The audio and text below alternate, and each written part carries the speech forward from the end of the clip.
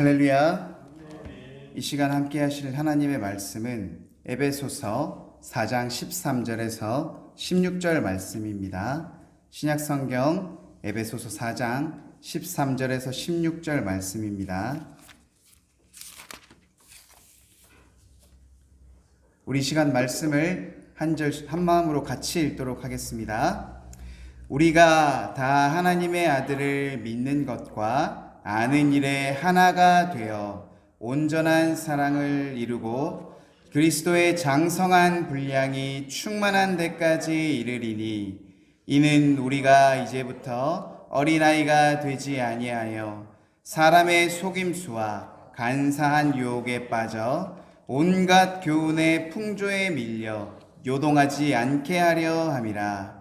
오직 사랑 안에서 참된 것을 하여 범사에 그에게까지 자랄지라. 그는 머리니 곧 그리스도라.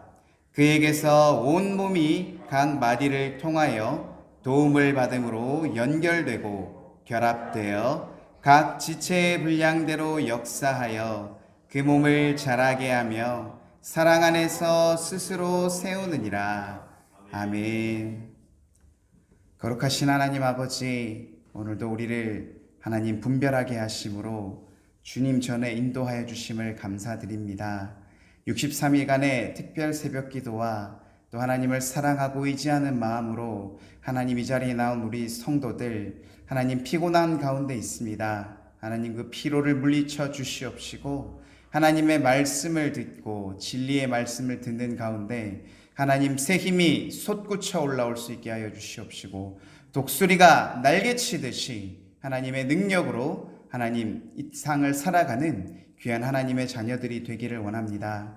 하나님 나의 앞에 많은 문제들과 현상들이 있다 할지라도 그것을 바라보며 낙심하며 좌절하는 것이 아니라 오직 한 분이신 하나님을 바라보며 하나님의 나라와 뜻을 위하여서 우리가 힘차게 나아가고 성령을 구할 때 하나님께서 우리를 위해 일하실 줄로 믿습니다.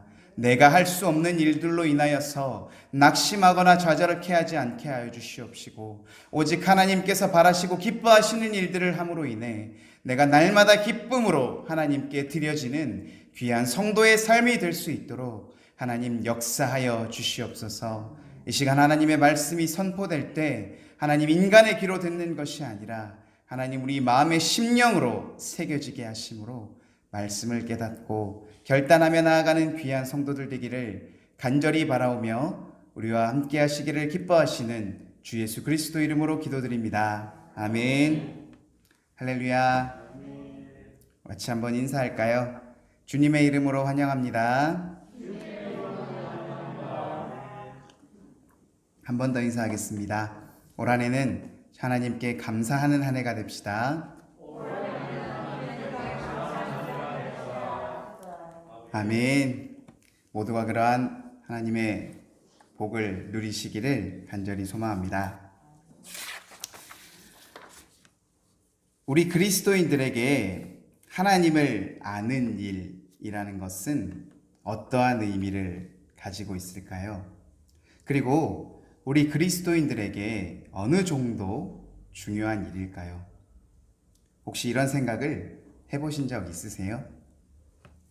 보통 교회에 오면 하라는 대로 하기 바쁘잖아요. 예배 드리고 찬양하고 기도하고 알려주는 대로 정착하고 생활하고 그러다 보니까 사실 우리가 하나님을 아는 일에 대해서 크게 신경을 쓰거나 왜 내가 그것을 알아야 하는지 사실 그 당위성을 찾기가 참 어려운 적이 많습니다. 이 나라 대한민국에 복음이 씨앗이 심어지고 그 복음이 폭발적으로 전해져서 지금 우리에게까지 이 복음이 전해질 수 있었던 이유가 무엇일 거라고 생각하세요? 물론 하나님께서 하신 일입니다. 그렇지만 또 하나님께서 또 우리 믿는 사람들을 통하여서 두 가지 방법에 의해서 그것이 가능했다라고 생각이 듭니다. 첫 번째는 바로 선교사들을 통해서였습니다. 하나님을 우리보다 먼저 알게 된 그들이 하나님을 나의 하나님으로 인정함으로써 하나님에 대한 확실한 믿음을 가지고 그렇게 살았던 이방인 선교사들의 헌신과 노력에 의해서 이 땅에 복음의 씨앗이 심어졌습니다. 두 번째는 믿음의 선진들을 통해서였습니다. 전 세계에서 유래를 찾아볼 수 없는 우리 조선시대의 선교의 특징을 알고 계십니까? 그것은 바로 선교사보다 복음이 먼저 이 땅에 들어왔다는 것입니다. 선교사들이 먼저 와서 복음을 가리킨 것이 아니라 복음이 먼저 들어와서 우리에게 들어왔다는 사실입니다. 1866년에 한국 최초의 선교사라고 불리는 토마스 선교사님이 계셨죠. 그분은 상선이었던 제네럴 셔머노를 타고 대동강에 도착했습니다. 우리 그림이 좀 있을 텐데, 저 도시 3개 있는 배가 상선 제네럴 셔머노고요. 그 옆에 흑백 사진이 우리가 잘 아는 우리 한국인 최초의 복음을 전하기 위해 오셨던 토마스 선교사님이세요. 그런데 이분이 복음을 전하기 위해 대동강의 땅에 탁 왔을 때부터 안타깝게도 죽음이라는 상황에 바로 직면하게 됩니다. 당시 제네럴 셔머노의 선장이었던 그가 거래를 요구하면서 한국의 조선의 병사를 인질로 잡으면서 총과 포를 쏘는 강압적인 행동을 하게 되었고요. 이에 격분한 조선의 군사들이 배를 공격하게 되어 배에 타고 있는 사람들 대부분이 죽게 되었다고 합니다. 이때 그 총을 피해서 바다에 떨어진 사람도 있다고 해요. 그들 또한 잡혀와서 죽게 되었는데 토마스 선교사도 바다에 떨어져서 있다가 조선의 병사들에게 잡혀가서 죽게 되었다고 합니다. 그런데 말이 안 통하잖아요. 이 토마스 선교사가 예수님을 자기 나름대로 한국식으로 발음하면서 왔대요. 그러다가 한 조선인 병사가 그를 잡고 그를 이제 죽이려고 데려가는데 두 손을 막 모으고 두 손을 막 모으더니 뭐라 중얼중얼 하더니 자기 보따리를 하나 주더랍니다. 그래서 주는 거를 또 그 당시에 거절을 못하고 받았다고 해요. 그러면서 그 선교사님은 죽음을 당하게 됐는데 그 안에서 책 한 권을 받게 되었다고 해요. 바로 한문으로 기록된 성경책이었던 것 같아요. 그렇게 그 한 권의 책을 받고 이 박춘권이라는 사람은 이렇게 하나님의 복음을 받게 됐어요. 그 이후로 33년이 세월이 지났다고 해요. 지난 후에 이제 그 뒤에는 선교사님들이 정상적으로 들어왔겠죠. 마펫 선교사님이 아주 유명한데요. 그 선교사님에게 한 남자가 찾아왔다고 해요. 놀랍게도 이 사람이 그때 토마스 선교사님을 죽였던 박충권이라는 사람이었는데요. 그는 토마스 선교사가 건네주었던 성경을 읽고 마음에 양심에 찔렸다고 해요. 그래서 고통스러운 마음 가운데 살아가다가 마펫 선교사님을 찾아오게 되었고 그 앞에서 회개의 눈물이 터져 나왔다고 전해지고 있습니다. 사진을 좀 넘겨주시겠어요? 이게 그 전쟁했던 장면이고 한 장 더 넘겨주시겠어요? 저 작은 사진인데 굉장히 늙어 보이시는 분 있죠? 저분이 박춘권, 지금으로 따지면 목사님이세요. 저분이 회개한 뒤에 후에 안주교회라는 곳에 영수로서 남은 생애를 기독교 사업에 바치게 되었다라고 합니다. 여러분, 토마스 선교사님은 이 박춘권 씨에게 한마디 복음의 말씀도 전하지 못했어요. 그런데 하나님께서 함께 하심으로 토마스 선교사님에게 지혜를 주셨고 이를 통해서 천하보다 귀한 한 영혼을 살릴 수 있었다고 해요. 그 외에도 이 복음으로 인해서 들어보셨겠지만 누가 이 선교사님의 책을 한 3권 정도 주워다가 벽지에 바르고 그 바른 벽지를 읽고 믿음을 가지게 되었다는 이야기부터 시작해서 선교사님은 그곳에서 순교하셨지만 그를 통해 들어온 복음들이 우리 믿음의 선진들을 통해서 폭발적으로 전달되는 그러한 일들이 있었습니다. 여러분들에게 가장 소중한 건 무엇입니까? 여러 가지가 있겠죠. 그렇지만 모두가 공통적으로 말하는 건 바로 생명 아니겠습니까? 생명보다 더 소중한 것이 있다라고 말할 수 있는 건 거의 없을 겁니다. 그렇게 중요한 생명입니다. 살아있어야 뭐라도 할 수 있는 것 아니겠습니까? 그런데 자신과 전혀 상관도 없는 나라에 그 백성들을 위해서 자신의 생명까지도 아끼지 않고 또한 젊은 나이에 그들이 왔습니다.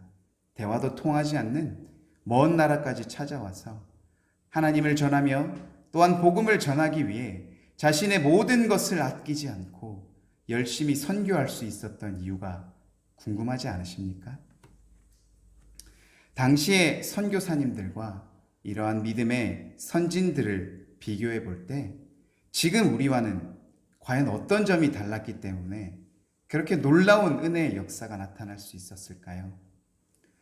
저는 그 질문의 해답이 오늘 우리가 읽은 본문에 있다라고 생각을 합니다. 우리 본문 13절의 말씀을 다 같이 한번 읽어보면 좋겠습니다.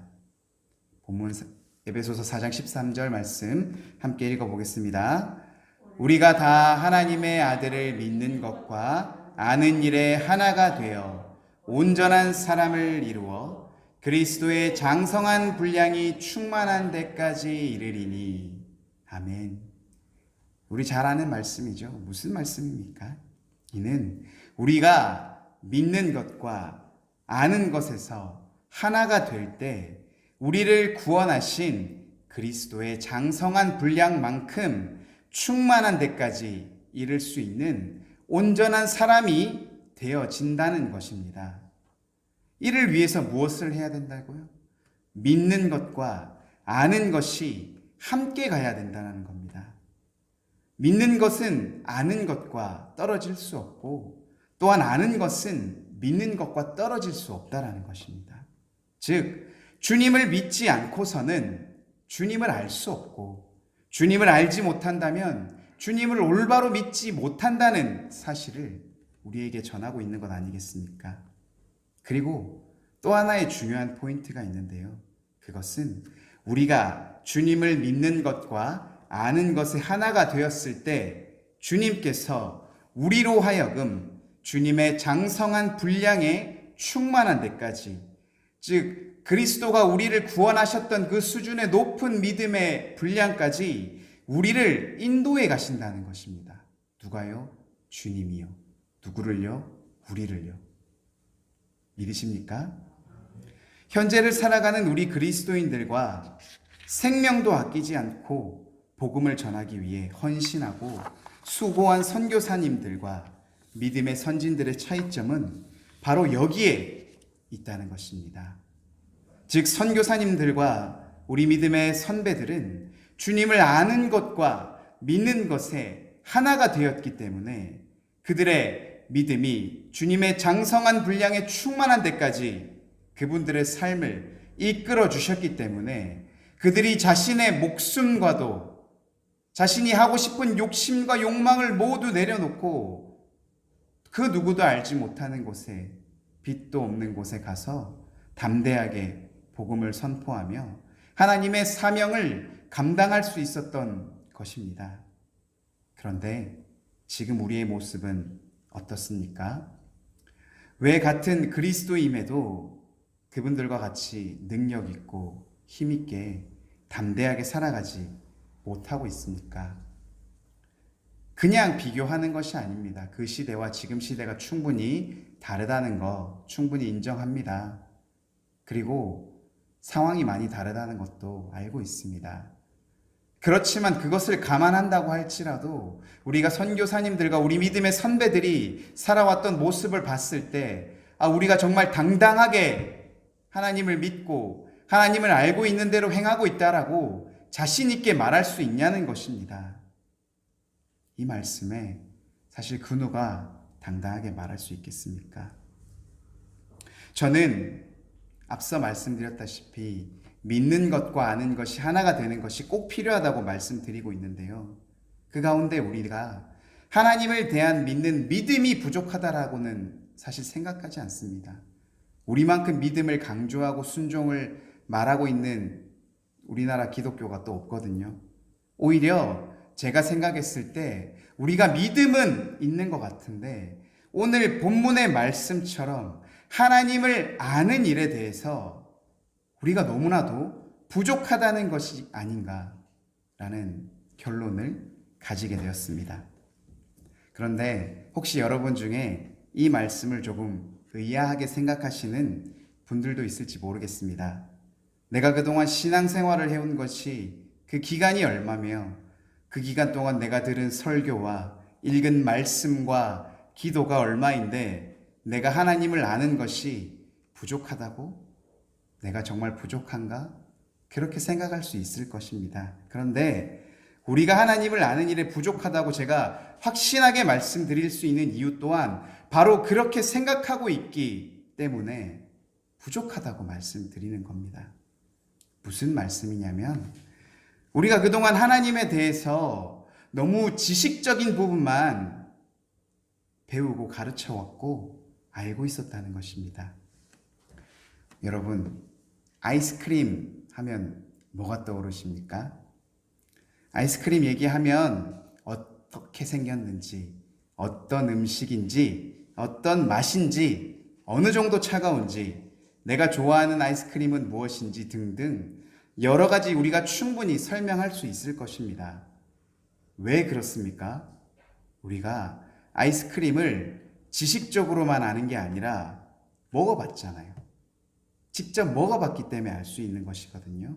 그런데 만약에 아이스크림을 한 번도 먹어보지 못한 사람이 있다고 한다면 그에게 아이스크림에 대해서 1시간 동안 아주 자세하게 성분부터 비롯해서 색깔과 느낌을 말로 설명해 본다고 한다면 그가 아이스크림에 대해서 이해할 수 있을까요? 이해한다고 하더라도 우리가 직접 먹어본 사람들보다 더 잘 이해할 수 있을까요? 제가 영상을 하나 준비했는데요. 짧습니다. 한 2분 정도 되는데 잠깐 좀 틀어주시겠어요? 아마 보신 분들도 있을 거고 안 보신 분들도 있을 텐데 외국인이에요.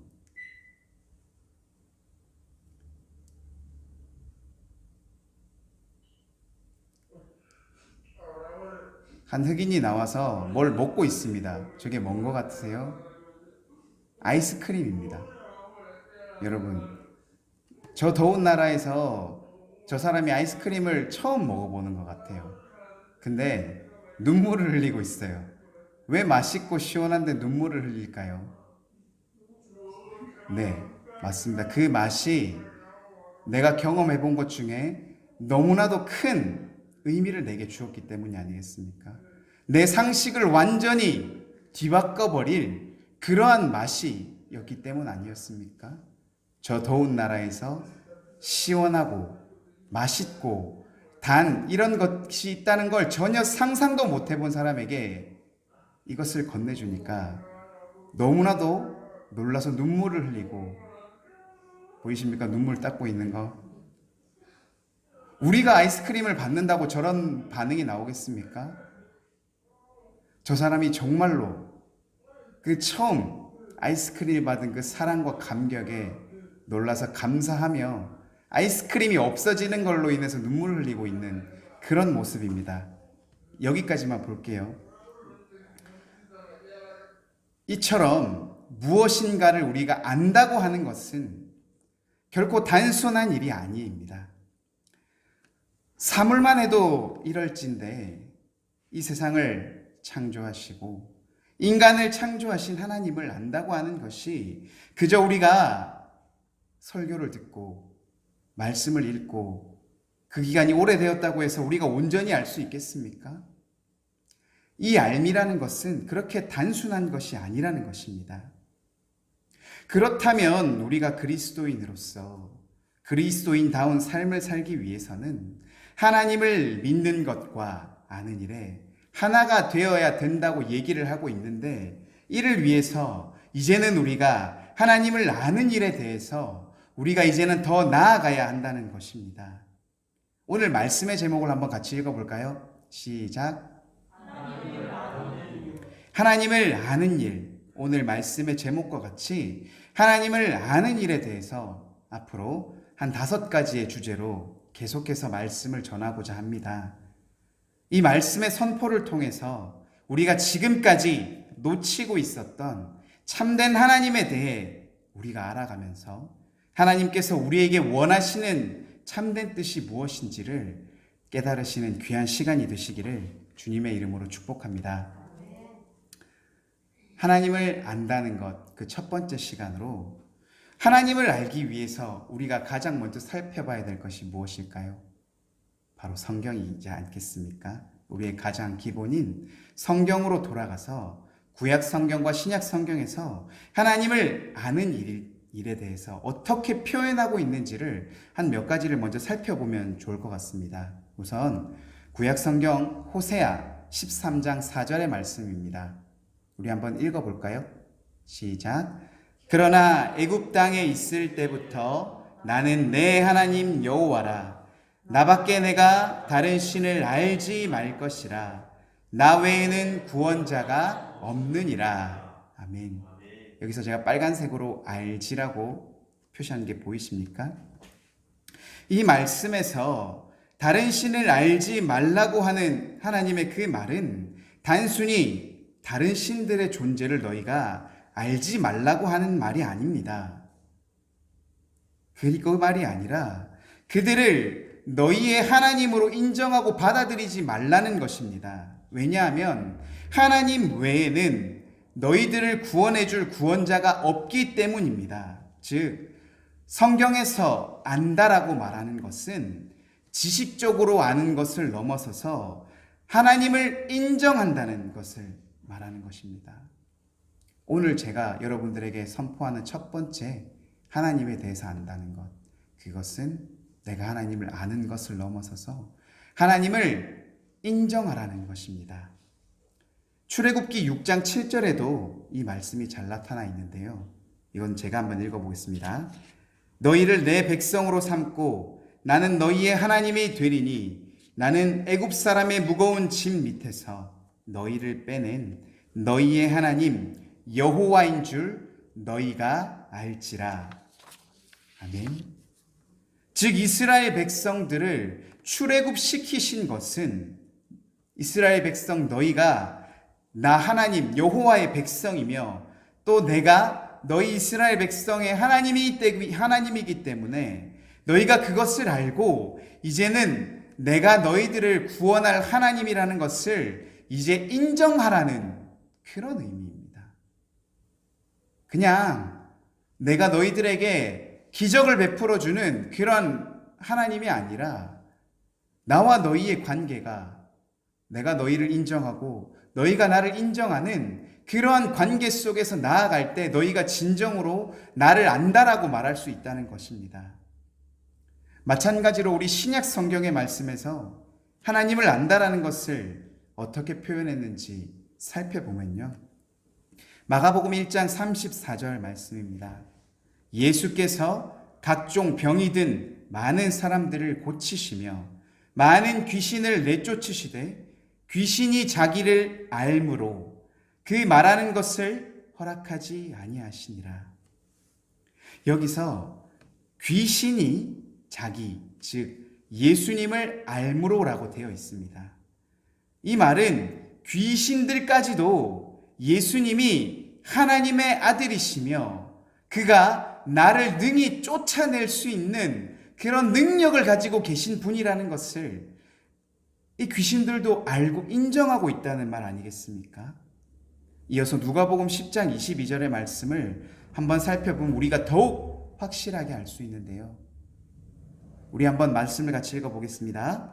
내 아버지께서 모든 것을 내게 주셨으니 아버지 외에는 아들이 누구인지 아는 자가 없고 아들과 또 아들의 소원대로 계시를 받는 자 외에는 아버지가 누구인지 아는 자가 없나이다 하시고.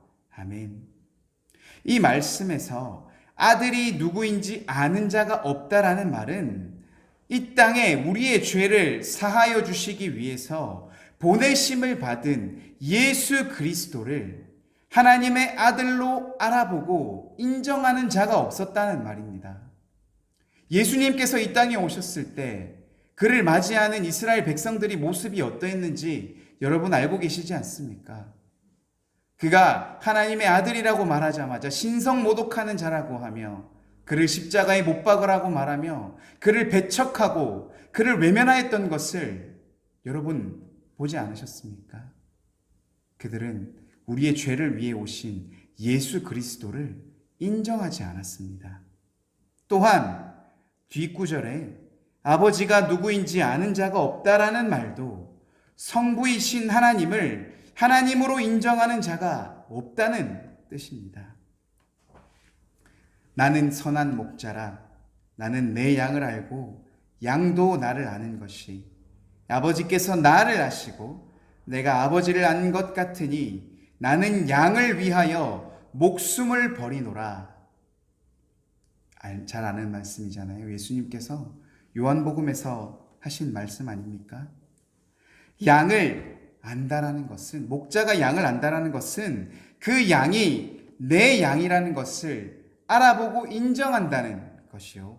또한 양이 목자의 음성을 기억한다는 것은 그 목자를 나의 목자로 알아보고 인정한다는 뜻 아니겠습니까? 이처럼 구약 성경과 신약 성경에서 하나님을 안다라고 하는 표현한 것은 그저 단순히 지식적으로 아는 것에서 끝나는 것이 아니라 하나님을 나의 하나님으로, 예수님을 나의 예수님으로 알아보고 인정하며 나아가라는 그런 의미를 가지고 있다는 것입니다. 이 시간 우리는 말씀을 통하여서 하나님을 아는 일, 그 첫 번째 의미가 하나님을 지식적으로만 아는 일을 넘어서서 하나님을 나의 하나님으로, 예수님을 저 멀리 계신 분이 아니라 나의 죄를 구원해 주실 그런 나의 예수님으로 인정하라는 것을 오늘 알게 되었습니다. 그런데 그렇게만 알고 여기에서 아무런 결단 없이 이 시간이 지나가 버린다면 우리는 여전히 하나님을 지식적으로만 알고 더 깊은 하나님의 은혜를 체험하고 누릴 수 없는 그러한 사람들이 되어버린다는 것입니다. 이 시간 이제 여기서 우리는 하나님이 나의 하나님이 되신다는 것과 예수님께서 나의 죄 때문에 오셔서 나를 위해 십자가에 돌아가셨다는 것을 내가 내 마음속으로 인정하며 믿음의 고백을 드릴 수 있는 그러한 결단을 해야 된다는 그런 말씀입니다. 이러한 고백은 늘 부끄럽습니다만 저 역시 하나님을 나의 하나님으로 받아들이기까지 30년의 세월이 걸렸던 것 같습니다. 사실 좀 좋게 말하고 싶습니다. 저도 중학교 때, 고등학교 때 좀 일찍 하나님 만났어요라고 자랑하고 싶은데 양심상 진짜로 제가 하나님을 인격적으로 만났던 것은 30년의 시간이 좀 흘렀던 것 같아요. 모태신앙이었습니다. 그래서 하나님을 모르는 것은 절대 아니었습니다. 오히려 어려서부터 예배를 잘 지키려고 노력했고 각종 모임에 헌신하고 봉사하면서 늘 교회를 위해서 열심히 돕고 활발하게 활동을 했습니다. 당시의 목사님과 많은 성도들이 저를 또 좋게 봐주셨던 것 같습니다. 그래서 이렇게 결혼도 할 수 있었고요. 그런데 정작 제 속에는 채워지지 않는 무언가가 늘 존재했던 것 같습니다. 과연 이렇게 신앙생활을 하는 것이 정말 맞는 것일까? 하나님께서 나의 모습을 보고 정말 기뻐하여 주실까? 내 믿음이 정말로 하나님께서 바라는 그 믿음이 맞는 것인가에 대한 늘 수많은 의문들이 존재했습니다. 그런데 이러한 의문을 나눌 수 있는 사람이 사실 없었던 것 같습니다. 이미 저는 오히려 다른 사람들을 돕거나 오히려 이런 고민을 상담해 주는 위치에 있었지 제가 먼저 이 고민을 털어놓을 만한 곳은 없었던 것 같아요. 그래서 시간이 흘러서 이제 더 이상 그러한 고민이 하지 않게 될 쯤 나이를 먹게 되고 그저 교회에서 시키는 대로 헌신하고 순종하면서 아무 생각 없이 그렇게 살아가던 저에게 주님이 새로운 의미로 다가와 주셨습니다. 이미 제가 몇 번이나 말씀드리고 충분히 아시는 내용이겠지만 그렇게 주님을 만난 후에 저는 이 길을 걷게 되었고 그러한 가운데 제가 제대로 하고 있는지 여전히 늘 고민합니다. 나의 행동이 정말로 교회와 하나님께서 맡겨주신 성도들과 정말 이 땅에 복음을 전하는 것을 위해서 내가 정말 최선을 다하고 있는지, 올바른 방향으로 가고 있는지 늘 고민하며 기도합니다. 그렇지만 더 이상 제가 이 길을 걷는 것에 대해서 두려워하거나 내 믿음이 흔들리지는 않습니다. 제가 서 있는 믿음의 받침대가 더 이상 흔들리는 이는 사라졌습니다. 사랑하는 삼관교회 성도 여러분, 우리는 지금도 늦지 않았습니다. 우리가 겉으로 하나님을 잘 믿는 것처럼, 하나님을 잘 아는 것처럼 그렇게 우리 얘기할 필요가 없다는 것입니다. 정말로 내가 하나님에 대한, 예수님에 대한 궁금하고 부족한 것들을 서로 나누며 서로의 그런 경험들을 공유하며 그러한 가운데 서로 기도하며 믿음이 성장하고 하나님을 아는 일에 더 나아가는 그러한 모습들이 우리에게 필요하지 않겠습니까? 여러분, 구약 성경의 모세를 한번 바라보시기 바랍니다. 그는 120년의 인생 동안 3분의 2인 80년 동안 실패한 인생이었습니다. 40년간 왕자로서 모든 교육을 받고 이제 한번 이름을 떨쳐보려고 하던 그 시기에 자신의 출생의 비밀을 알게 되고 자신의 민족을 도우려다가 오히려 살인자로 몰려서 40년간 광야에서 아무 의미 없이, 아무 생각 없이 그저 주어진 일에 시킨 대로 살아가던, 미래가 없던, 꿈이 없던 그런 모세가 아니었습니까? 그가 하나님을 몰라서 그런 일을 했던 것은 아닐 거라고 생각합니다. 다만 내가 알던 하나님이 나에게 아무런 의미를 줄 수 없기 때문에 그는 그렇게 좌절하고 낙심하며 그저 그에게 주어진 일들만 하고 살아갔던 것은 아닐까요? 그러던 모세가 80세 나이에 하나님께서 부르십니다. 떨기나무 앞으로. 그리고 하나님께서 그에게 자신을 드러내시며 내가 너와 상관이 있음을 말해주지 않습니까? 그 떨기나무 앞에서 하나님을 만나고 난 모세는 이전과는 너무나도 다른 사람이 되었습니다. 왜 그럴 수 있었을까요? 그저 불에 타지 않는 나무를 본 것뿐이었는데 그는 그 사건을 통해서 전과는 너무나도 다른 사람이 되어버렸습니다. 그 이유는 그가 그동안 믿고 있었던 하나님이 내가 아는 하나님과 하나가 되었기 때문이 아니겠습니까? 그저 저 멀리에서 우리 민족을 지키신다고 들었던 그 하나님이 이제 내게 의미 있는, 내가 인정할 수 있는 나의 하나님으로서 내가 부를 수 있게 되었기 때문에 그가 그렇게 변할 수 있었던 것은 아니었을까요? 그는 하나님을 만나면서 끝까지 고백합니다. 하나님, 저는 입이 둔합니다. 저는 능력이 없습니다. 하나님이 맡겨주신 사명을 감당할 수 없습니다라고 하며 그는 끊임없이 자신의 연약함을 드러내고 고백했습니다. 그때 하나님이 어떻게 하십니까? 그냥 가라고 하셨나요? 그에게 돕는 자신의 형 아론을 붙여주셨고 그가 할 수 있는 모든 일에 내가 너를 도우며 너와 함께하며 내가 너를 인도하겠다고 말해주지 않았습니까? 우리가 우리의 일을 하려고 시작하면 낙심하고 좌절할 수밖에 없습니다. 그러나 우리가 우리의 일을 하는 것이 아니라 하나님을 인정하며 하나님께서 원하시는 일들을 해나갈 때 하나님께서 우리의 일을 해나가시며 우리가 기쁨으로 하나님 앞에 나아갈 수 있는 일들 아니겠습니까? 늦었다고 생각할 때가 가장 빠를 때라는 이야기가 있습니다. 누가 모세가 80세의 나이에 새로운 사명으로 그렇게 힘차게 사역할 줄 알았겠습니까?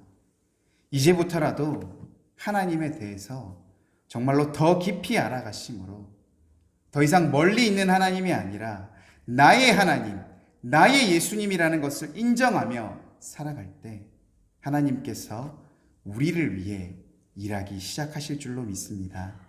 이런 귀한 은혜가 오늘 말씀을 듣고 하나님을 더 잘 알게 되고 하나님을 이제는 내가 인정하며 나의 하나님이라고 결단하시는 성도들마다 이런 귀한 은혜와 축복이 임하여 주기를 간절히 소망하며 축복합니다. 모두 이러한 복 가운데 올 한 해는 하나님께 감사드리는 한 해가 되시기를 간절히 소망합니다. 아멘. 은혜로우신 하나님 아버지, 오늘도 하나님을 의지하며 하나님을 바라며 하나님의 사랑과 은혜를 갈구하며 이 자리에 나왔습니다. 하나님, 우리가 무엇이건대 정말로 우리를 이토록 사랑하여 주시고 독생자 예수 그리스도까지 보내주심으로 우리의 죄의 문제를 해결하여 주시고 우리를 의의 자리로 인도해 주십니까? 하나님, 우리가 그런 하나님을 이제 글로만 지식으로만 아는 것이 아니라 나와 상관 있는 나의 하나님, 나의 예수 그리스도라고 인정하고 고백할 때 하나님께서 우리의 모든 수고와 노고를 알아주시며 우리의 무거운 짐들을 들어주실 줄로 믿습니다. 우리가 날마다 기쁨으로 하나님의 귀한 사명을 감당하며 기쁨의 믿음의 선순환이 이루어질 줄로 믿습니다. 그러한 축복과 은혜가 우리 모든 성도들에게 임할 줄로 믿습니다. 이 시간 모두가 그러한 말씀으로 믿고 결단하며 나아갈 수 있도록 하나님 축복하여 주시고 은혜 내려 주시옵소서. 오늘도 이 귀한 말씀으로 살아가게 하심을 감사드리며 살아계시며 우리와 함께 하시기를 기뻐하시는 우리 주 예수 그리스도의 이름으로 기도드립니다. 아멘.